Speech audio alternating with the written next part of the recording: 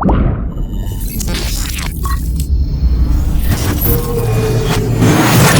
so we are going to begin our chat today. My name is Feems, and I will be the moderator for this conversation. Today, we'll be talking about decentralization, how it is described in theory, and how it's really applied in practice. I'll be, to keep it more grounded, using the dimensions of decentralization described by Vitalik. The dimensions including architectural, logical, and the political aspects. And we will then explore how it works in practice and how these theories manifest into the real world. So before we begin our discussion, I would like our panel to introduce themselves. So I would go from my right, starting with Jose. Hey everyone, I'm Jose, Head of Marketing at Metis, and I'm very excited to be here. Hey, my name is Chris. I'm from L2Bit. If you don't know L2Bit, we are the ones who are like watching over all the L2s, what exactly are they doing and how safe and secure they really are. And I hope to share some insights from that in this panel. Hi, I'm Disruption Joe on the Twitters, and I am very interested in grant frameworks and doing a lot of that work with Arbitrum and Thrive Protocol. Awesome. And so just that we understand your kind of experience in the topic of decentralization, how does decentralization play into the work that you currently do? Well, into the work that Metis is doing right now, it's going to have a huge role. We are soon to decentralize or attempt to decentralize the sequencer, which hasn't done previously by other layer 2s. We have been building up and exploring this for a long time and preparing ourselves for this. So it plays a huge role in our day-to-day. It's one of the goals that we're looking for, and it's just going to be the first step into achieving full decentralization. So for us, decentralization is something that we are looking for in the projects that we are overseeing. So why do we even care about decentralization? We care because decentralization is essential for the security of the user's funds. So if you go to L2Bit, you can check actually how safe and how secure all those different L2 systems are, and also you can see some aspects of decentralization included there. For example, what can you do if the sequencer is down? What can you do if there is no data? Like, is the data available? How data availability is addressed in any given project? So stuff like that, these are the metrics, our risk framework. Basically, we don't say decentralization per se. We look into the details. We dig into the details. But that's exactly what we are looking for when assessing projects. Yeah, in my work, with Gitcoin for a few years, we were looking at how do we decentralize the review when somebody makes a decision around eligibility to participate in a grant program, and or the review of did they hit a milestone, did they do the work. And we talk about decentralization a lot in the decision making, and a lot of times we don't think about the accountability processes that accompany it. So directly, I'm looking for frameworks that we can apply decentralization to the accountability side of the equation. So just adding on to the accountability, in terms of decentralization, sometimes it can be seen as like an exit to community, so a lack of accountability really in terms of projects or in terms of DAOs. Where do you see decentralization aligning with a sense of accountability on the social or human layer? It's open. I could jump in on that one. What we're trying to do in decentralization isn't so new. Like, we say decentralization like it's this like new word, but you might remember a thing from like politics called liberalism, and we were like, monarchies, one person making the decision isn't always the best way to do it, right? And we want more people to be able to do this. Like, there's a buzzword going around of like pluralism. All we're saying is that there should be more than one person who has agency to affect the system, right? And in the human layer, I think there's a fundamental belief that there's a lot of potential in the world that the gate-kept systems that we have, like hiring systems that just close out anybody without a degree or close out whatever it is, those exclusionary frameworks don't allow a lot of people to get in and take shots at being the best person they can be, right? And whether it's like third world countries or some kid on the south side of Chicago who like isn't being given an opportunity, if they can access the opportunity without having to go through all those gates that we've built just to save ourselves time, we don't have the time to go out and reach out to those people and help them.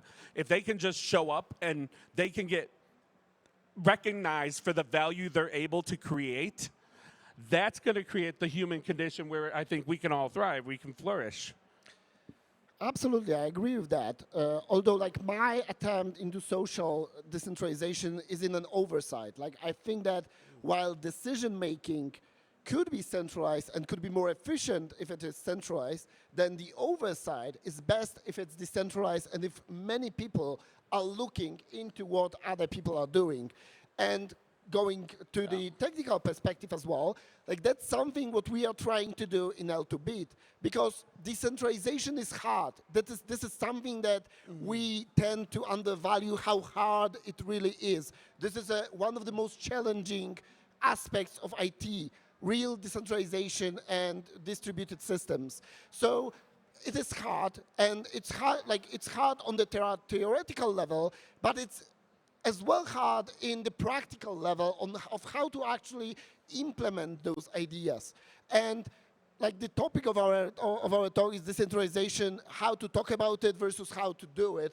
And that's exactly what we are like assessing in L2Bit, because we never, for example, rely on projects documentation. We don't trust those projects that their documentation is accurate and it's honest, for example. So we look into the code because the code is the final judge in how decentralized are those systems. So that's the reason why for every claim that we make on our website, whether something is like, whether there is an exit window for a project, or whether there is some mechanism that allows for everybody to propose blocks from L2, every claim as such we try to back with the link to the source code of the mechanism that we looked into to be sure that it is exactly how it works.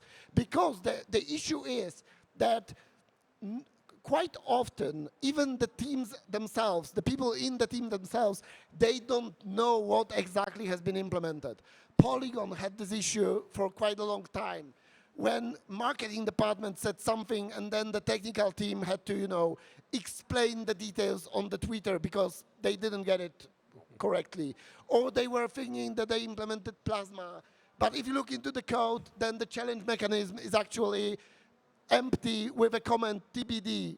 So this is the code that is deployed on chain. Everybody can look into that. So I think that this accountability, especially in decentralized systems that we have, relies on us actually checking the claims of the projects. Not just L2Bit, but everybody else. So I encourage everybody here listening to me to fact check us as well. If we claim that some system is solid, that it's green on our risk assessment, go and check it. And if if you find out that we are wrong, we would be happy to give you appraisal and shout out that you actually corrected us. To top it off, I would just say that picking back from what Christoph said, the collective or decentralized overview makes a lot of sense. And this is something that blockchain itself is enabling for everyone, transparency in this aspect. And if we take it to day-to-day concepts, for example, I'm personally from Latin America. In Latin America, a lot of countries and governments manage state funds in very shady ways, and there will be contracts or payments exercised that no one can be aware of. And not because we don't have the right to be aware of, but because they make it so that the public and the citizens can be aware of. So I believe the idea or what blockchain is creating can contribute a lot to the idea that you described about that collective overview, and I think it's a very straightforward way to implement it at a global scale. If I can relate to that, because yes, blockchain allows for it. The transparency that blockchain gives allows us to actually fact check whether all the procedures go smoothly, whether all the mechanism works, but it only works assuming that somebody actually looks into it. Something that we were discussing with Joe just before this panel, that in the DAOs, we quite usually have this clawback mechanism that we provide some funds, for example, and we allow the DAO a clawback mechanism that if anything goes wrong, if those funds are being misused, then the DAO has the right to claw back those funds and stop the funding. But this works only if somebody is looking into that, if somebody checks. That's why, and I'm not just shilling out to beat right now, but that's right, we should make sure that we do have those checks and balances mechanism actually working. Because without that, everything else is just, just our wishful thinking. Great. So moving on now to the political, which is the idea that decentralized systems should not be controlled by a single entity or a small group of entities. So as both of you are really engaged in terms of governance and delegates yourselves, we're starting to also see a growth in terms of apathy, but also the same players kind of playing within governance.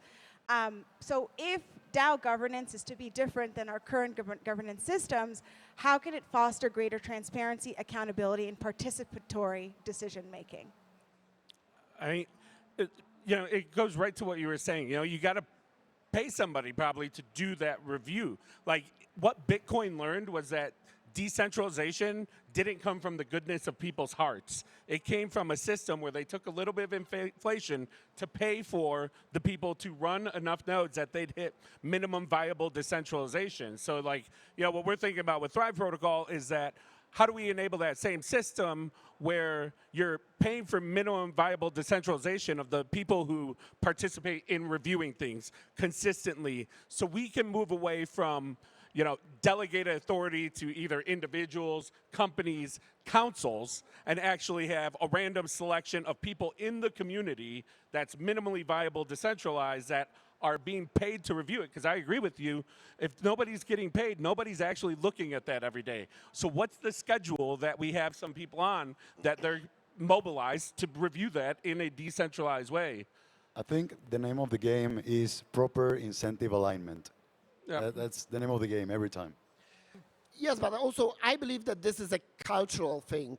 So decentralization does not guarantee anything. It's a possibility that we need to learn how to use. And coming to politics, I'm from Poland, and in Poland we've been given democracy just like 30 years ago. So we've been in a communist state, and now we are in a democracy. But even 30 years later, I'm old enough to be seeing this conversion with from the front seat, and I would say that we have to learn how to use this mechanism. The mechanism itself does not guarantee that you will have all the benefits of democracy unless you learn how to use it, unless you take the responsibility of actually using your rights to vote, to fact check your decision makers, and to take them to keep them accountable. And we are learning this after 30 years in Poland, and I think we need to learn this also in decentralized systems, because with this power of decentralization, with this voting power, comes responsibility. Unless we learn how to use it, it's meaningless. Yeah. So, I mean, I think bringing on to that, though, is that in the real world, a lot of people don't have this education on how they could actually be better citizens. We have a social contract, but we understand that those with money can have much greater influence. And it's also seen in the DAO world with token-weighted voting. So in terms of using onboarding as an example, what is the pathway for onboarding for people to actually receive the agency to then understand that they can acquire the resources and tools to be better DAO citizens to participate in governance, so that we don't end up in this current stage of apathetic individuals?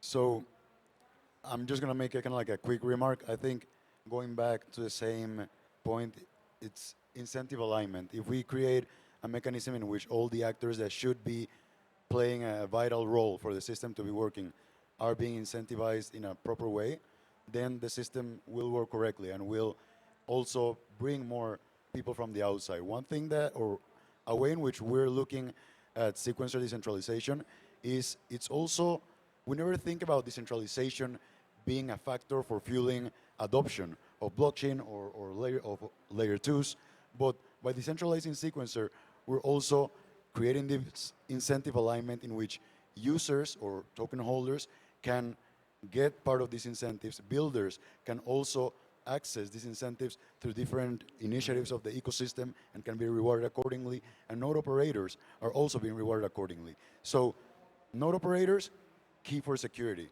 We need the builders to keep the momentum going and to have the projects alive, to create a healthy ecosystem. And users, by creating these incentives for users, we could actually see a bigger inflow that we've seen in the past. All of these inflows of users that we've seen have been because of monetary reasons. Even games, they're mostly play to earn.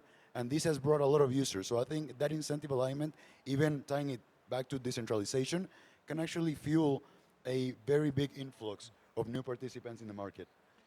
I call it the big O in the DAOs, right? Like, we talk about the decentralization in the technical aspect, and autonomy is your ability to have agency. So that's really the political aspect. And what we lose is that we actually want centralization in the O, the organization, right? And DAOs, what they've done so far is maybe it comes bear market and they're run out of funds and they start thinking, oh shit, we need to be organized because we haven't figured that out.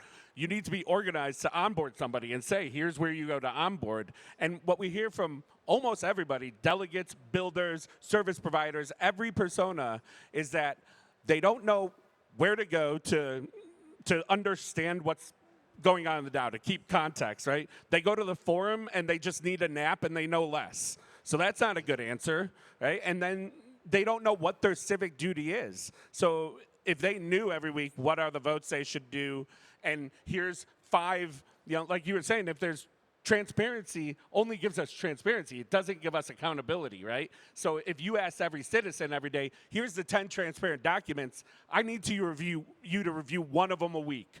That's your duty, right? And I'm going to reward you for that. And if you get streaks of a few months of always doing that, like, you're going to get a special hat or whatever it is, and people are going to know that you do your duty to that ecosystem, and you're going to want to level up, and you're going to want to flex how good you are for that ecosystem because that ecosystem's good for you.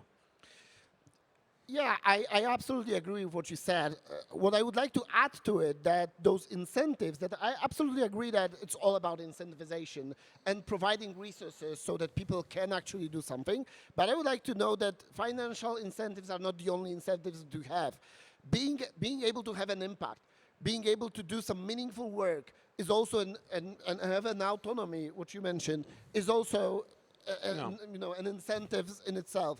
We need to make sure that we provide people the possibility to do an impactful contribution to the ecosystem. That's when the kid from the suburbs of Chicago or from the suburbs in some small city in Poland can actually get involved in those systems. This is the beauty of permissionless systems, that everybody that can contribute something meaningful is able to, but we need to provide them a path for a meaningful contribution. And of course, this has to be linked with some financial incentives as well, but the most important thing is that after a month of contributing to this system, this person can be proud of themselves and can tell their friends, hey, this is what I did. This is me. This is what I contributed to this system. There's something super intrinsically meaningful there too. Like, people think about the gamification, and a lot of times the rituals in like gamification aren't about what the rituals say they're about, right? So when you level up and you can show your neighbors, hey, I'm a good citizen in this ecosystem, that is something intrinsically more meaningful than the payment that you got, right? Absolutely. If you actually want to show that off and you take that badge and you put it on your coat that you wear every day, you want to show that off, right? That you want to find those things that are intrinsically more meaningful than the actual price of the asset. There is an absolute reputational value in all those ecosystems. Yep. And being able to build your reputational value is something that our systems provide. That's one of the most important things that we have in this Web3. And I fully agree with that. And one of the things that excites me the most about Web3 attacking this specific problem is the lack of portability and composability that there is with reputation in the current world. If I'm an Uber driver or an Amazon seller, and I've been working for 2 years, I have 5 stars, and I get in a fight with the organization, my platform is lost. All of my history is lost. In Web3, this doesn't have to be the case. And so just really quickly, just to add on to that, is that there needs to be a culture shift. So when I'm talking to people about crypto, they're still always thinking about the monetary gain. And so what do you think could we shift in terms of the narrative of onboarding people into crypto outside of the money kind of narrative? You say bring impact and value. Impact and value doesn't pay the bills. Majority of the gigs in crypto are not ones in regards to impact or value. So if that is to be a secondary or another type of incentive to keep people onboard them and to the continual journey in crypto, what is a culture shift then, or a narrative shift then, that we should apply in order for that to be true? I'm not sure if we need a shift. Like, the people I'm talking to, they do care about this non-monetary incentives out there. And like, I'm coming from the free software and open culture ecosystem. And 20 years ago, we didn't have crypto. We couldn't make money on creating free software. Like, money is actually something that happened by accident, if ever, in Creative Commons, in free software, in Linux, in FreeBSD and stuff like that. And still, we created all those huge ecosystems. Why? Because we had an impact. Because we were running the internet. Because like, if I contributed to the source code of some platform, I knew that that I could later tell my friends, hey, all those systems, all those servers are running my code, and that is my input to the society. And this is hugely valuable. This is something that you can't pay in money for. So, and like, this is the shift that I would be looking for. Not just the monetary value, but the value of the brick that you are putting into the future society. That's a great point. And I want to kind of like highlight that there will never be such a thing as like no monetary value involved. I think there's always going to be at some extent. But by being able to develop a solid reputation, like you were saying, being proud of what you do, like you are not looking to extract that monetary value per se, but those achievements and that reputation can take you to obtain that monetary value in the end. Yeah, I'm really getting excited about this idea of minimizing friction. Actually, it was something you said that kind of inspired me around it. It was like, why don't we have 100% of people being accepted for grants? And at first I was like, well, that's stupid. How would we accept 100% of people? And then I sat there for like a day, as like usually I do with like comments like that. It was like, oh, if we had basic requirements and a starting level and some pathway to something at the end, like, I mean, I was talking about it yesterday with like the example of a leprechaun. Like, everybody understands the idea of the leprechaun. He wants the pot of gold at the end, and there's a rainbow. It's the pathway he takes to get there, right? And usually our grants and everything that we do, it's like this very transactional thing where we're going, here's some money, don't fuck it up. And we're not saying, here's some money, let us help you grow and let us coach you and build you to be better. And there is that, like, the pot of gold is whatever's meaningful to that person, right? Like, it's not necessarily the money. It's the autonomy. It's the ability to travel and live the way you want to. It's the ability for that kid to go and participate without being, gated out of the system for reasons that are just like reversion to the mean, like, I'm going to take this stupid criteria and like cut out 80 of the applications because I need to cut out 80 of them because I don't have the human labor hours to look at them. So I'm going to require a degree, not because I think the best person's in there, because I don't have the time to look through this shit, right? So we have all these gating mechanisms. That's the culture change we need to change, is that you can step in and get the value that you put in. And we are the only ecosystem where some monkey or penguin could be more influential than some celebrity. Or a blueberry. So our time is up. Thank you so much to our panel for this lively discussion. Thank you all to have joined, to listen in, and that's it.